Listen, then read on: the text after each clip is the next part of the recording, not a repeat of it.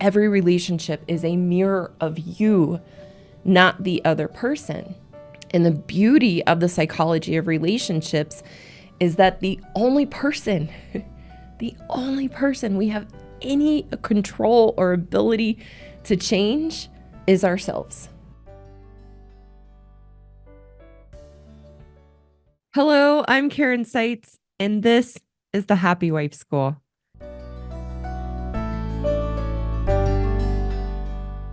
This podcast is for married women to realize that we are responsible for our happiness, that no one and no thing can make us happy, and that our husbands are not the source of our unhappiness.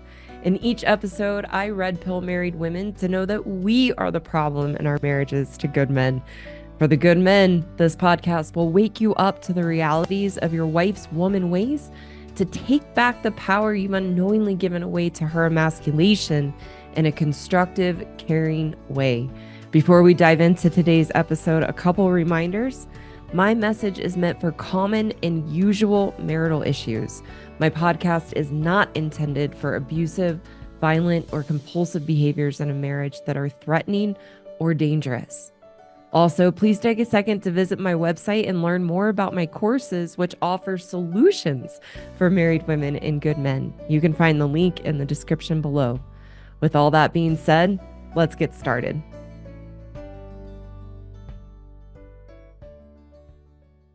Today, we're talking about why 70% of second marriages fail. And the reason I want to talk about that today is I hear from a lot of men and have worked with a lot of men who are in their second marriages and feeling at a loss because they thought they knew better, they could do better, and it would be better in a second marriage. And I thought that that would be a good opportunity, talking with and thinking about that. This gives a great opportunity why 70% of second marriages fail to be answered by the concept of the psychology of relationships. The psychology of relationships. And so today it's a little different in that I am talking to women and men both today, because the psychology of relationships is something that has been incredibly impactful for me, not only in my marriage, but in all my relationships in my life, and have created significant change. I guess I didn't know until I started talking about it that this changed everything in my life. And so I'm talking to men and women in both of this because the psychology of relationships is that every relationship you have is a reflection of you. Every relationship you have is a reflection of you. What that means is that in a relationship with another person, whether that's in a marriage and your relationship with your wife, or for the women listening, your relationship with your husband, or relationship with family members, or relationships with your kids, in a relationship with another person, the dysfunction created in that relationship or the healthy nature of that relationship is created by our interactions with that other person and how we respond and how we show up and what our own internal emotional state is that creates the lens of which we view the relationship. So very simply put, every relationship is a mirror of you, not the other person. Every relationship is a mirror of you, not the other person. And the beauty of the psychology of relationships is that the only person we have any control or ability to change is ourselves. That we have no control to change another person. None. So the psychology of relationships and understanding that every relationship is a mirror of us is incredibly empowering to focus on what we can change, which is ourselves, which changes the dynamics of the relationship. That you are the only person that needs to change, not the other person you are in relationship with. So the psychology of relationships, just to be clear, is a pragmatic way to understand the relationship, your marriage that you are in, but doesn't apply to extremes of relationships. That's why I often say my message is for normal, everyday issues and problems in a marriage that you could expect to see behind closed doors with your neighbors, not the extremes of physical abuse or the extremes of dysfunction in a relationship. It is a way to understand and conceptualize relationships to empower ourselves. But what I'm talking about isn't meant to be used in extreme situations of relationships. It's for good people who are reasonably well-intentioned to understand and conceptualize the issues and problems and challenges that we navigate in the dynamics of any relationship.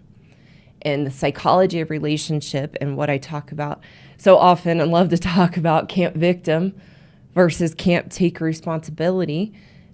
The psychology of relationships gets us out of camp victim and into can't take responsibility to see ourselves as the problem in a relationship in a constructive way, to be able to change our own experience.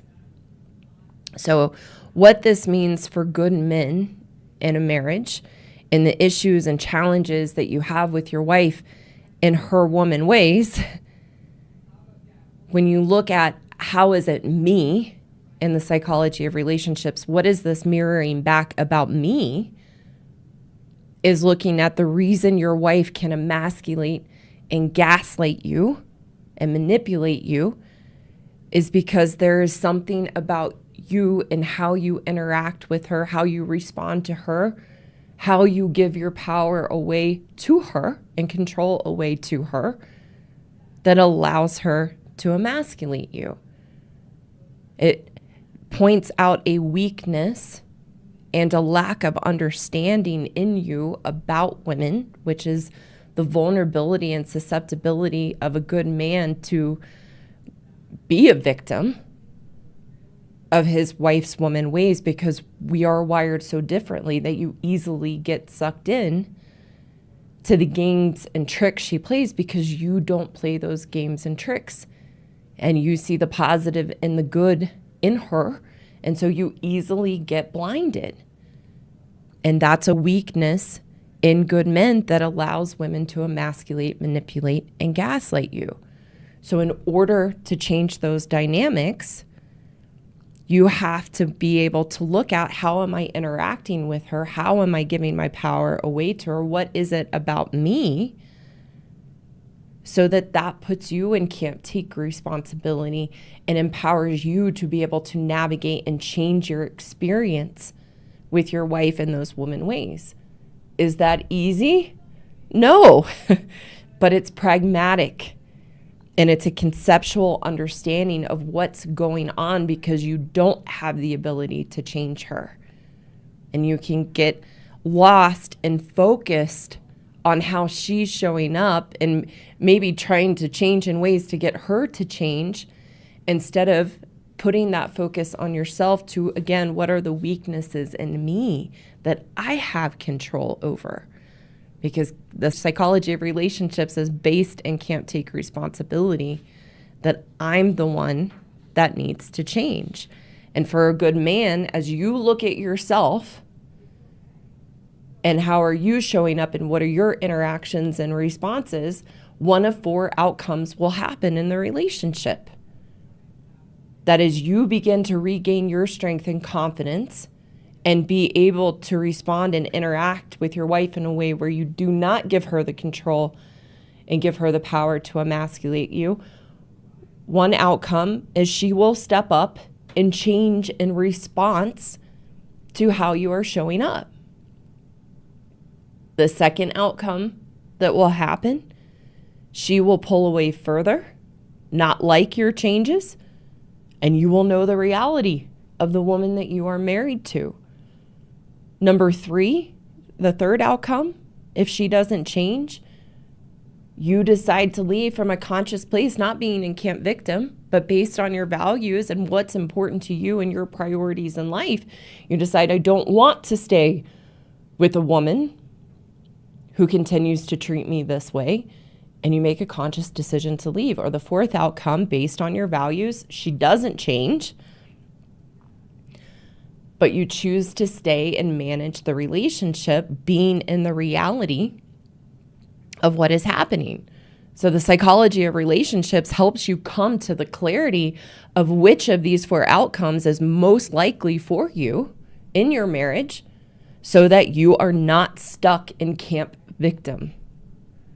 And to be clear, thought this was important to say, to be clear, the psychology of relationships never implies an alpha approach for good men in marriages and being in a power struggle with your wife. It will make things worse, because good men, and the way that I talk about good men and who I am talking about, are not wired to be alphas and take an alpha approach.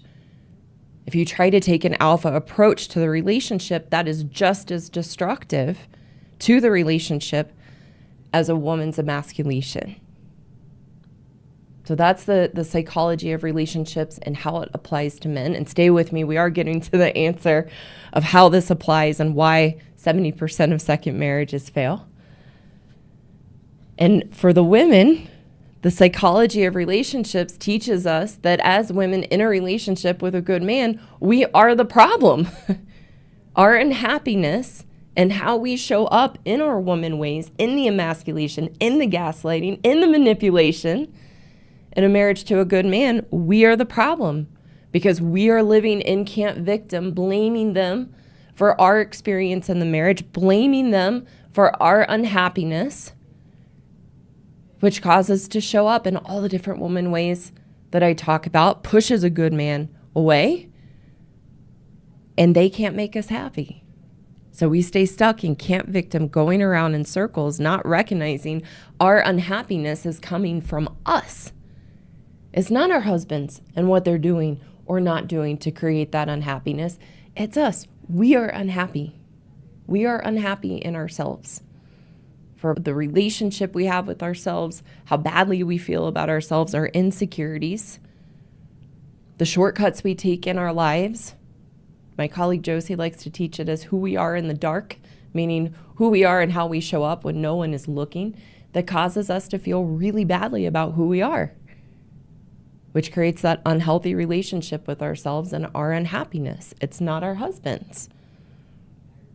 So the only person, again, for the women listening, the only person you can change is yourself and how you interact and show up in the marriage. And as you change and get out of camp victim, believing it's your husband, getting into camp take responsibility, the marriage will change. And your good man is right there waiting for you. It is so, so, so simple. So in short, with men and women, the psychology of relationships is based on camp take responsibility. I'm the problem, and I'm the one that needs to change. It's the only path forward. Otherwise, we live in camp victim, putting that power and control into another person and circumstances outside of us that we have no control to change. So why 70% of second marriages fail is the lack of understanding of how relationships really work. We live in a society and culture, and marriage counseling and psychology reinforces this and subscribes to the exact opposite philosophy,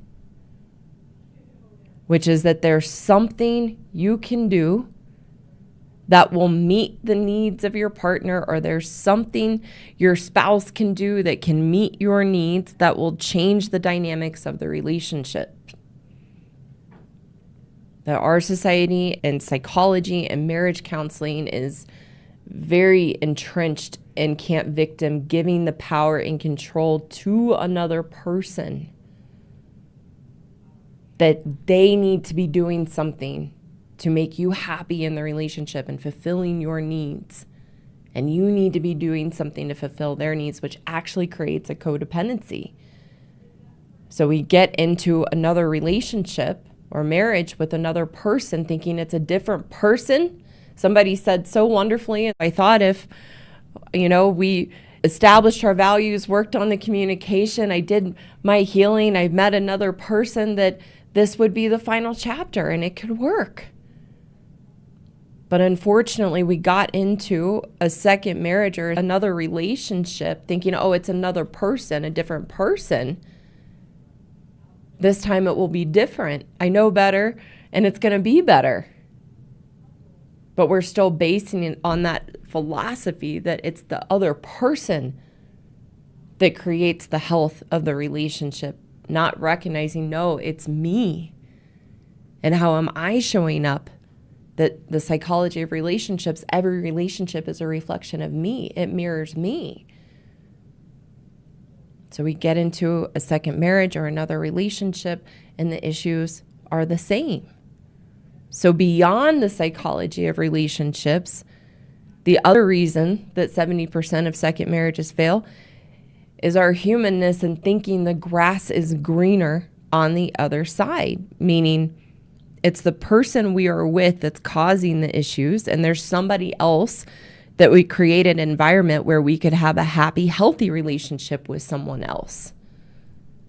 And as women, we are notorious for this.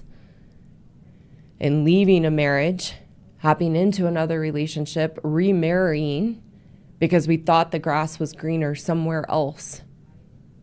And it wasn't.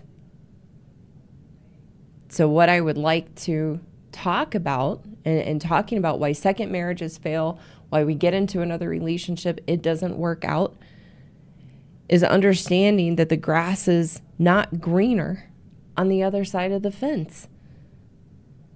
Because it's ourselves and who we are and what we bring into the relationship that create how the relationship is going to go. So we're going to talk about 5 reasons the grass is not greener on the other side of the fence. And this is really established in Camp Victim. Thinking the grass is greener somewhere else, whether that's with someone or ending the marriage or divorcing, thinking the grass is somewhere greener is a concept of Camp Victim. That the other person is creating the problem. And what I teach on the channel and teach to both women and men is we want to be in camp, take responsibility, that I'm the only person that I can change. So if I want a different experience, I have to change. There's not another person or some other circumstance outside of me where the grass is going to be greener and make my life better. So 5 reasons the grass is not greener on the other side of the fence. And in this, again, I'm talking to both men and women in this. So number 1 of why the grass is not greener on the other side of the fence, you are the common denominator. So let's assume you're in a second marriage or maybe in your 3rd or 4th relationship and it's not working out. Here's the problem. In all of those relationships, you are the common denominator.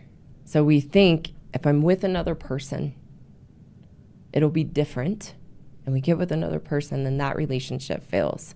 And so we've had 5 relationships in our life with different people thinking that they would be different, but they all failed. You are the common denominator. That the reason that it failed is you, not the other person. That's why it pushes us to look at what is it about me? What are the patterns or the issues I'm bringing into the relationships, which are going to look different for women versus men? Because again, we're wired differently and we have different limitations and different challenges. But we have to be willing, what is it about me and the issues and behaviors, the weaknesses I bring in to the marriage or relationship that cause it to fail? Because that's the only solution. Thinking it's going to be, if it's another person, it will be different. Again, is a Camp Victim mentality. Because the common denominator says, I'm the one constant. I'm the one constant in all these different relationships. I'm the one constant. So it's me. And again, that pushes us into can't take responsibility.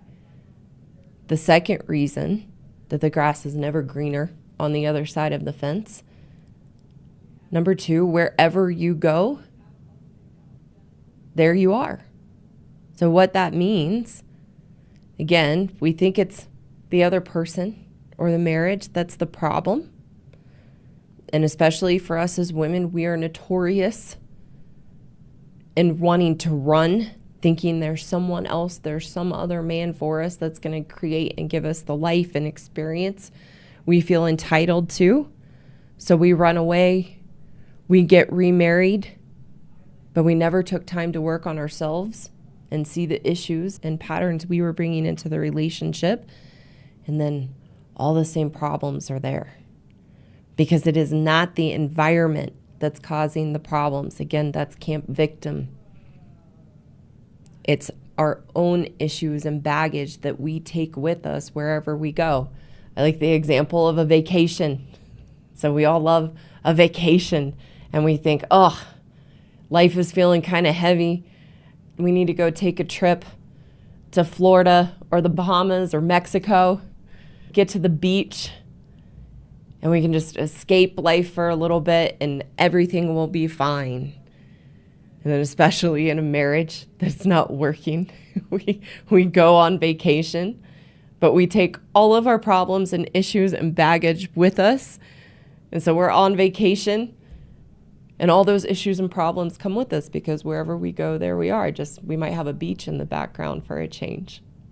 So wherever you go, there you are, which is why the grass is never greener on the other side of the fence, thinking if I just was with this person or just had this kind of life, things would be better. But wherever we go, again, we bring our issues, our baggage with us, and we create the same problems just with another person and in a different environment. Number 3 of why the grass is not greener on the other side of the fence. You don't want the Chad or the female equivalent of a Chad that's waiting for you. You don't want the Chad or the female equivalent of a Chad that's waiting for you. Again, we think there's some other person waiting for us that's going to be better and be the solution. But think about this. As grown-up adults, we all know this, but we make this mistake all the time. Why would we ever want to be with a man or a woman that wants us fresh out of a divorce or fresh out of a relationship? We're either in a broken, unhappy place in ourselves, or for women, it's a Chad, it's a bad boy. He wants you in that weakened place so he can have the control and isn't going to treat you with respect or value you. Or like I said, we're broken ourselves and in pain and want someone else that we can relate to in that. We all know as adults, getting into a relationship or jumping into a marriage right after a divorce or a relationship ending is a rebound relationship. It's a temporary fix to fill the emptiness and needs that we thought were missing in the last relationship. And we all know this when we look at celebrities when they do this. We were all waiting when J-Lo got married to Ben Affleck again. How long is it going to take before they get divorced? Not the best example of people in a marriage to use, but we were all thinking it, and it applies across the board. We all know that as adults. Why would we want to be with someone that's just out of a relationship or just out of a divorce and think that somehow that's going to be healthy and work? Number 4 of why the grass isn't greener on the other side of the fence. You have to water your own grass. You have to water your own grass. In order to have a healthy relationship or marriage, it's up to you to change and grow. And this ties back into the psychology of relationships. If we want change, we have to change within ourselves to change the dynamics in the relationship. And especially as women, we get married and think that happiness and love just happens and that we're not responsible to make it happen. But it's the exact opposite for the women who want to run and think the grass is greener somewhere else. You're responsible for making the relationship work and creating the healthy relationship. It's not going to happen somewhere else because it doesn't just happen. Instead of jumping ship and running and thinking it's going to be better somewhere else, water your own grass and commit and make it the best that it can be. And number 5 of why the grass is not greener on the other side of the fence. Number 5, no one can make you happy. You are the source of your own unhappiness. No one can make you happy. You are the source of your own unhappiness. And this is especially true of us as women, that in Camp Victim, we believe it's our husbands that are making us unhappy. And men can get stuck there too, thinking it's your wife that's causing you to feel unfulfilled and unhappy. But we all know that happiness is an inside job. What's harder for us to understand is that our unhappiness is an inside job as well. That if no one and nothing can make us happy, no one and nothing can make us unhappy. That we have to look at ourselves and how am I creating this in me to take that power back, live in camp, take responsibility, and do what we need to do in ourselves to be happy. And while good men generally have this understanding and know happiness is an inside job and know that no one and nothing can make them unhappy, as women, we live in a delusional reality, believing it is our husbands who are the source of our own unhappiness. But it's really important to understand you are the source of your unhappiness. No one can make you unhappy. It's you.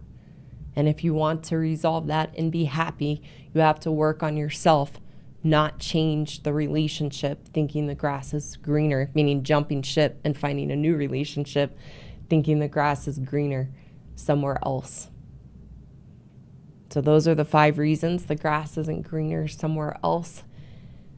And the solution for us and to put the psychology of relationships into practice, to recognize my relationship as a reflection of me.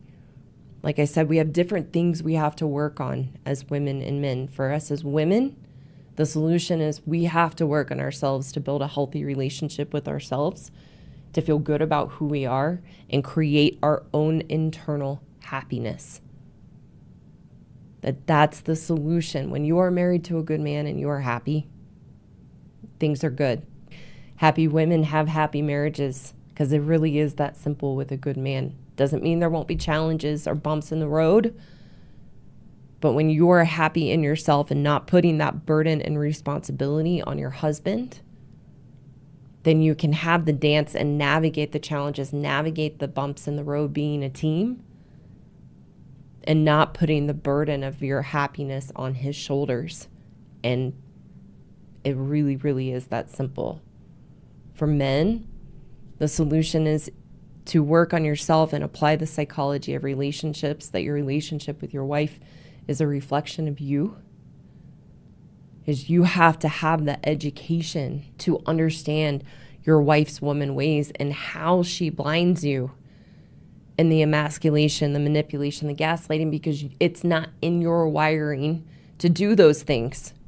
It's not who you are, which is why you are so susceptible and vulnerable to getting stuck and trapped in that crazy making, because it's not in you to do it. So you have to understand the dynamics and see the reality of how your wife operates as a woman so you can navigate it and have healthy boundaries and not give her the power and control to be able to weaken you and make you small in yourself and insecure in the relationship, because in that you feed the monster in her and there's no boundaries and she continues to show up in those ways. So you have to rebuild your strength and confidence by understanding what's happening so that you can navigate it in a way where you're not blinded by it and not lost in the crazy making with no understanding of what's happening. Thank you so much for taking the time to listen today. If you haven't, go check me out on YouTube, Rumble, and X. You can find the links in the description below to connect with me there.